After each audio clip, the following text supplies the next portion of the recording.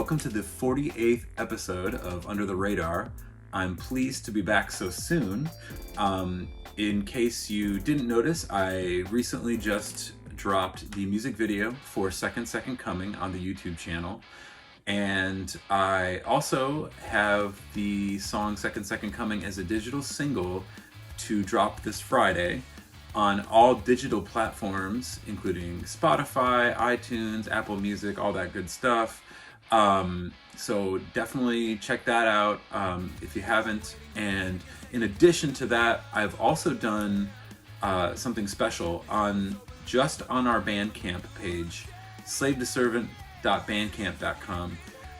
You can find the Aletheia EP, not just Second Coming as a single, but an entire 4-song EP with that song on it.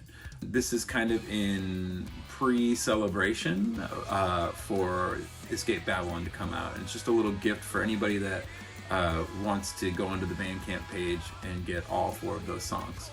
So you can do that there. And then also I wanted to say, as I've been plugging our store on slavetoservant.com/store, you can pre-order Escape Babylon on vinyl, and I will throw in a CD, a poster, stickers, and some other kind of goodies from my back catalog of the label. You will get that ASAP because I do have the vinyl here, even though we aren't releasing it technically till fall.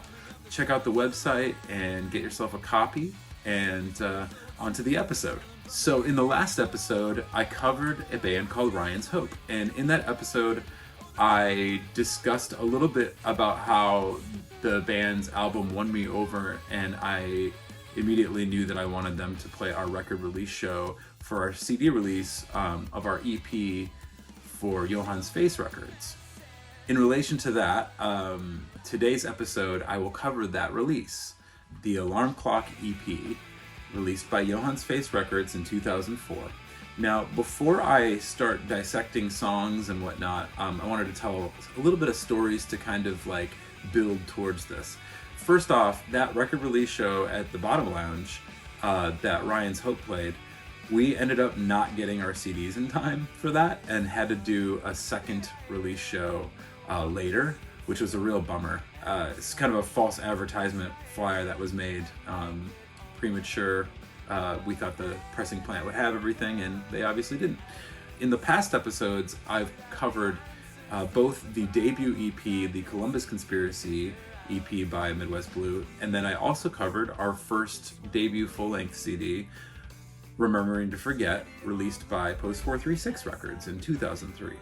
After we'd recorded Remembering to Forget, we immediately started writing new songs. I wasn't trying to write like as poppy, like overtly poppy stuff as some of the songs on Remembering to Forget. I was kind of going for more of a serious, more, I would say more emo influenced, like roots emo influenced kind of thing. Also, we were experimenting more with other sounds, which I'll get into as I dissect the songs. However, these songs were recorded long before the release. Like, we're talking, I think they were finished a year and a half before we actually released this disc. And so there were, because we were in the process of releasing our full length with Post 436 Records, we were also approached by various bands, and there was another label or two that were potentially going to release these songs. And the first one was we were supposed to do a split CD with Farewell Night, who I've mentioned, which had AJ LaTrace, who joined The Academy Is, and also had John Walker, who joined 504 Plan, which I've covered in these episodes, and then eventually joined Panic at the Disco on both their Pretty Odd album and on their Live in Chicago album. Anyhow, that never came to fruition. My buddies Jimmy and Vitas were supposed to start this label called Shorewood Records, and that never happened. And then I approached this amazing band, which I've also covered in this series so far, the band One Life, because I thought they were amazing, and I thought that we should definitely do a split with them with these songs because they were higher quality. And Pat had showed interest in that, and we talked about it, but just didn't really come to fruition on that either, for various reasons. And then one of the songs on here was supposed to go on a split 7-inch with our friends Y-Intercept, who I've also covered in this series, that we had talked about doing. Again, that didn't come to fruition. And then somewhere around all of that happening, I'd mentioned this previously in the Remembering to Forget episode. Joshua Partington, the guitarist and songwriter of Something Corporate, a band on Drive-Thru MCA Records, had gotten our demo at Warped Tour and was interested initially in putting out Remembering to Forget, but wasn't completely impressed with the entire song list, but loved like 3 of the songs very much. And so he told us in the email, which I didn't say in that episode, was that he told us to try again, like go back, write some more stuff. And then he gave us a list of bands that we should check out for influence. And I remember, like, I think he put Taking Back Sunday on there, which I don't know, that band never really grabbed me, but I understood what he meant. Like, there were other bands that were comparable to that, in my opinion, that I was into. Like, I thought Hot Rod Circuit was definitely comparable to that, in their own way. But he also had listed off, like, Finch, and I can't remember if it was, like, Coheed or if it was Thursday, but yeah, we were already listening to Thursday and Finch and Coheed. We started to experiment, stylistically, and so I sent Josh the 3 songs that we had done, and he immediately like responded to me and was so stoked about 2 of the songs. And so it looked like we were gonna do an EP or a split on Random Play Music, and then I don't know what happened. Like, I think that they had talked about like they were supposed to get like distribution at one point through like Immortal or something, and that fell through. And then I really don't know what all happened with Random Play Music, other than it just, again, like all these other things that I've been mentioning, just didn't happen. And we had kind of severed ties with Post 436 over that issue. Like, they were pretty upset that we were going to do an EP on another label. Although, I will say in our defense, Post 436 wanted a full length, and we felt that we just wanted to start from scratch and write another full length and just put out an obscure EP or something. And they just didn't want to spend the money to press a CD if it only had like 3 or 4 songs on it. So I understand both perspectives. However, I think that probably we should have just been loyal to them, because I think that they pushed pretty hard for us compared to anybody else that we ever worked with. And so we were talking to Johann's face, Mark Ruvalo, and I mentioned him and his label in a bunch of other episodes that I've done on different bands that were on the label. And Mark came out to see us at the Fireside Bowl at our first Fireside show. And he took a liking to, we played all new material, like stuff that wasn't even on this EP. And he was interested in putting out a 7-inch. At first, what we were going to do is we were going to put out the Alarm Clock 7-inch, which would have just been 2 songs. And it ended up turning into a full 4-song EP.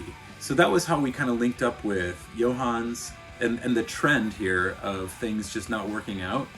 We put this CD out and broke up maybe like, I don't know, less than 10 shows after this came out, pretty much. And, you know, I'll get more into that story later on. But yeah, I guess for now, I want to break into these songs themselves. So the opener to this EP is the title track, Alarm Clock.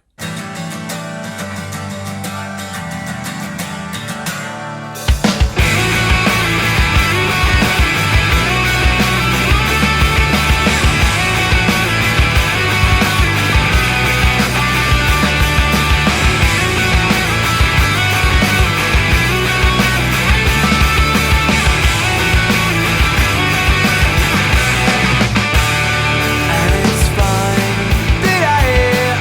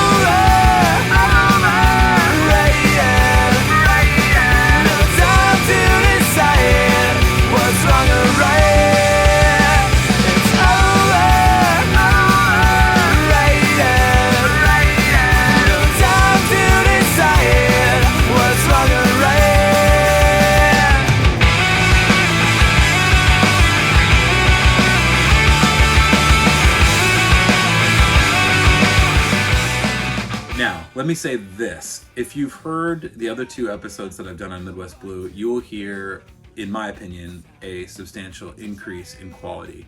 Now, Remember to Forget sounded pretty good, but I think that these songs themselves are our best representation as far as like a nice recording, like a nice production. Like they just sound bigger. We recorded this with Craig Baker at Digital Audio Designs, like we did our first full length.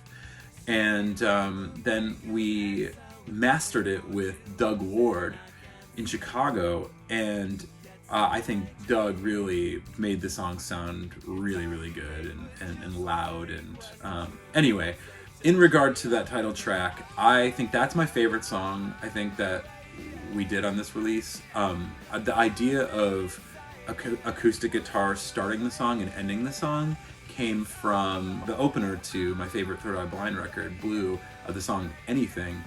And I kind of like remember writing this song while we were recording Remember to Forget. I think I was just laying down some acoustic guitars and I just like sang like the chorus, and I had the general hook like for this like call and response, you know. One of those songs that just kind of came to me and I really enjoyed it. I knew that it was catchy in a different way, not as overtly pop punky, I guess, as some of the songs at the beginning of Remember to Forget. All right, so I'm gonna bust into the next song. This song is called No Return. Long way to go. One trip won't turn the world around, and if we fall, all opportunities will fade. Why won't you learn? It's not just you. I won't go home. It's all I know. Why won't you learn? It's not just you. I won't go home. It's all I know.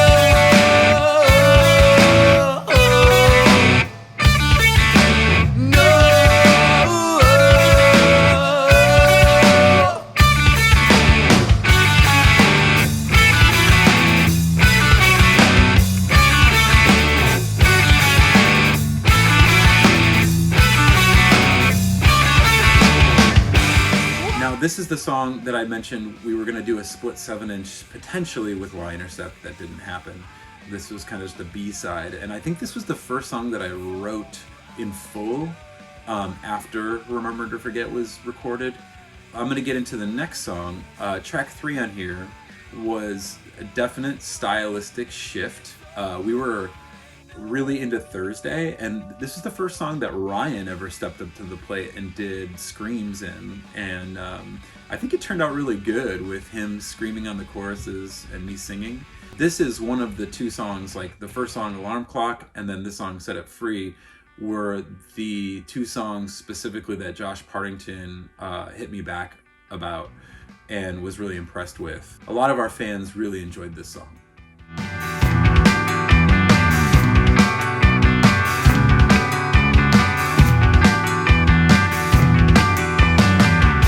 I'm standing alone, yet you're by my side. I don't know what you've done to get me here. At first it was strange, but now it's for real. Just give me a sign. I don't see how you justify this lead. All those words you said to me, the ends will justify your name. And if by chance one day we meet, the truth alone will set us free.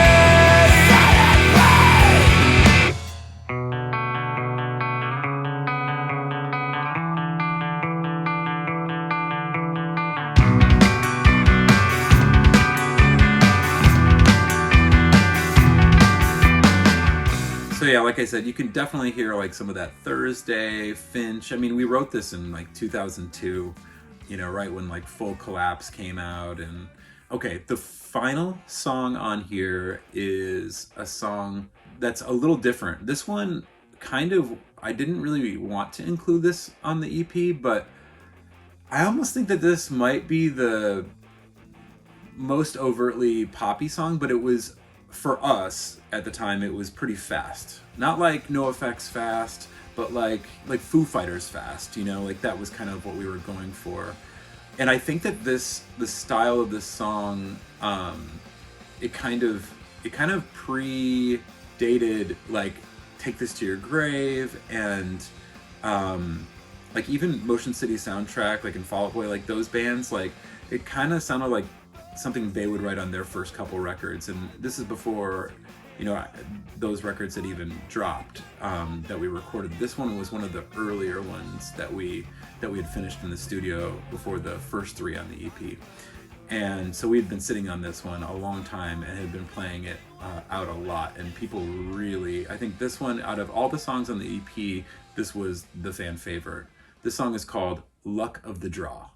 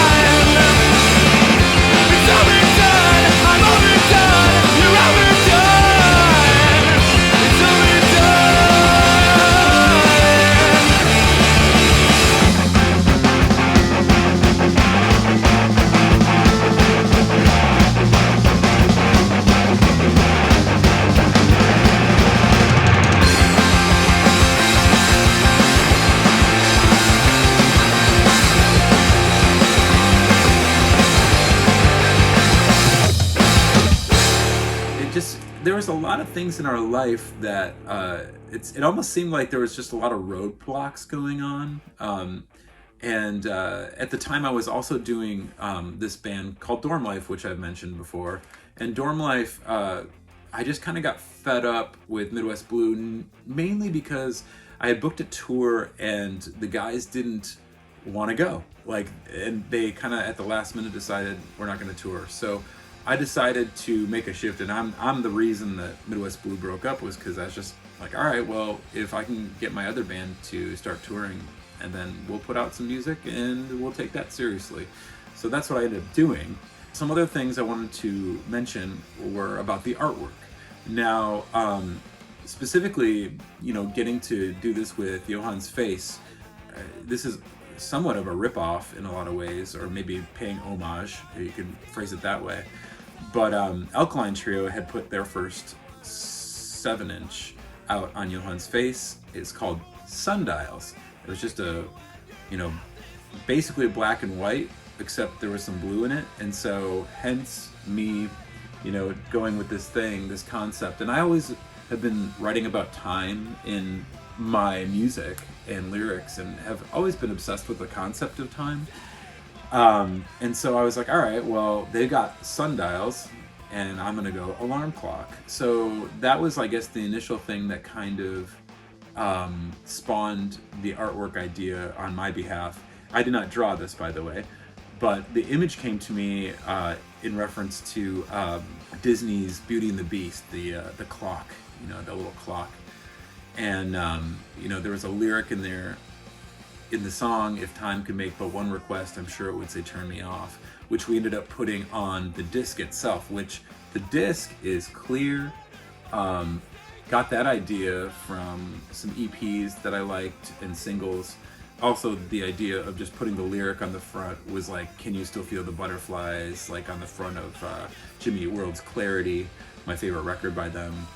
In regard to the artwork, our buddy Jason Newman, who shout outs to I Know Mike Newman and Johnny Bodacious, which was the predecessor to I Know Mike Newman, which I mentioned in the very early episodes of this series. Jason Newman is the brother of Mike Newman, and Jason is an artist. And Jason had done this billboard for I think there were like 2 locations or maybe 3 of this car wash in McHenry County called Sudsy Wash. And he drew a car, like a cartoon car in a bathtub, like scrubbing itself.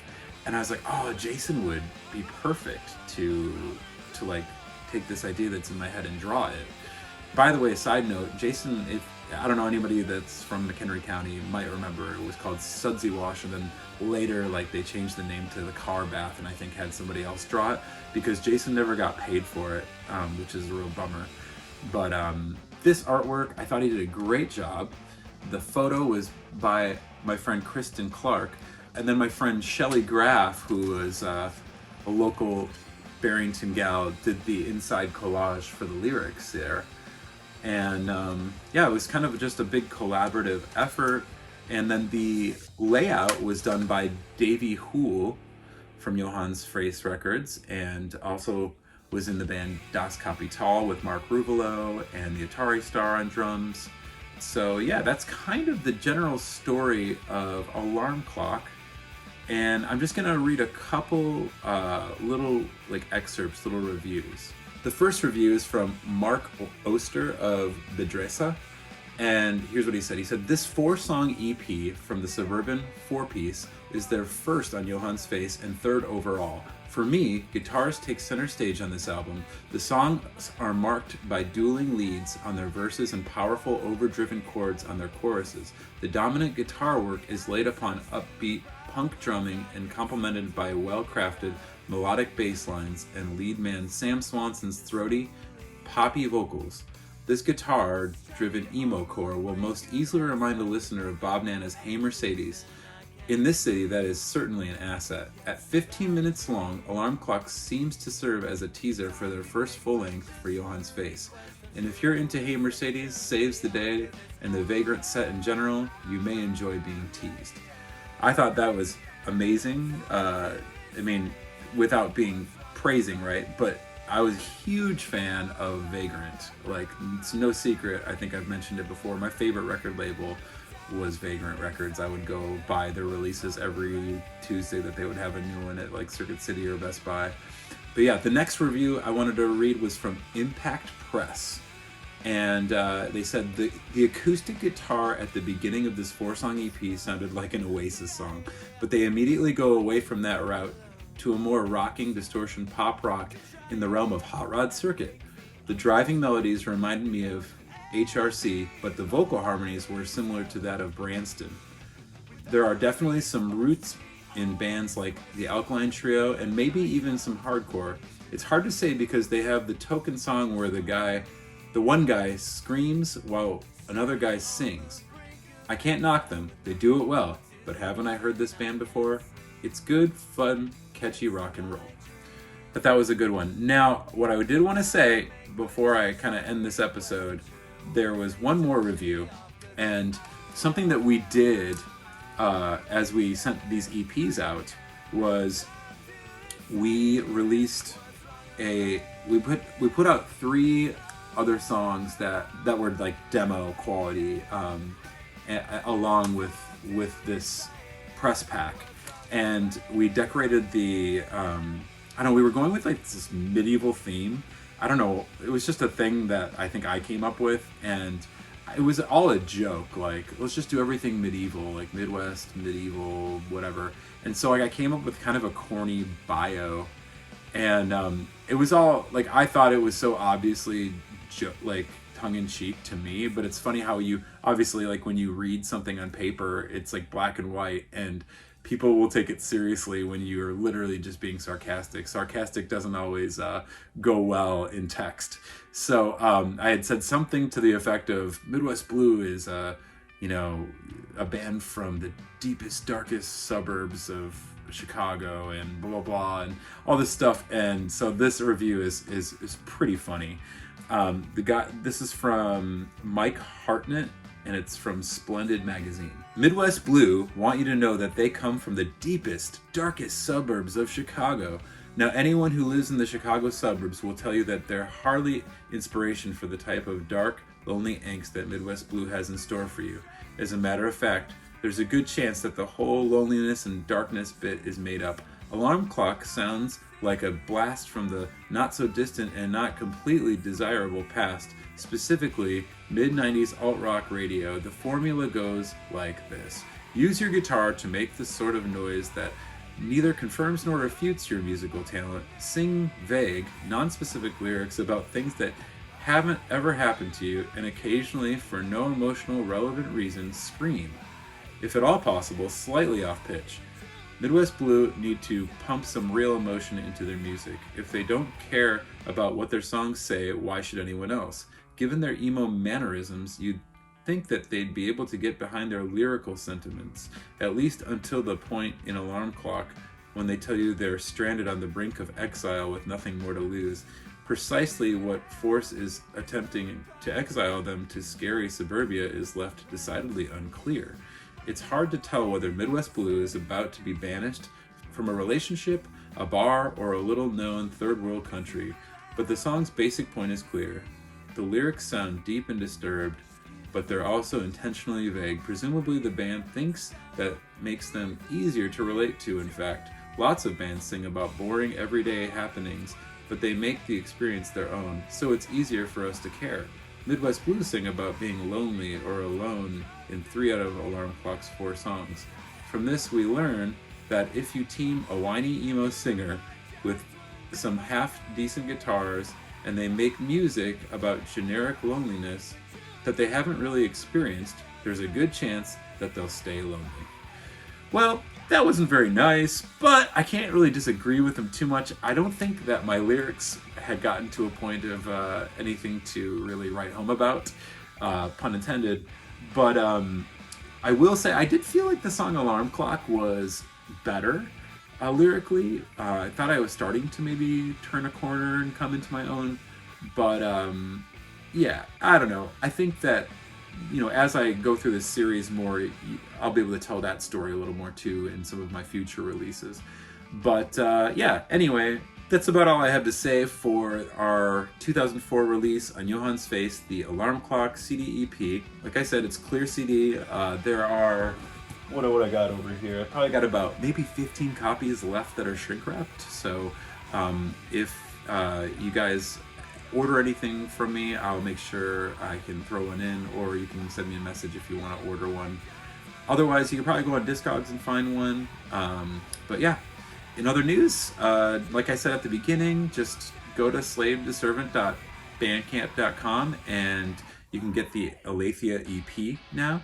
Also, the single for Second Coming will be available on Friday, and the music video is out now on the YouTube channel.